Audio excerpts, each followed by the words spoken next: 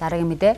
За өнгөрсөн нэг жилийн хугацаанд бүгд найрамдах Өмнөд Судан улсын энгийн иргэдийг хамгаалах, Нэгдсэн үндэсний байгууллагын бааз ажилчдын аюулгүй байдлыг хангах, хүмүүнлэгийн байгууллагын үйл ажиллагаанд дэмжлэг үзүүлэх зэрэг үүргээ цагийн байдал, цаг агаарын хүнд нөхцөлд амжилттай гүйцэтгэснийг энхийг сахиулагчдад Монгол Улсын эрхлэгч хүрэлцэх төрийн медаль гартууллаа.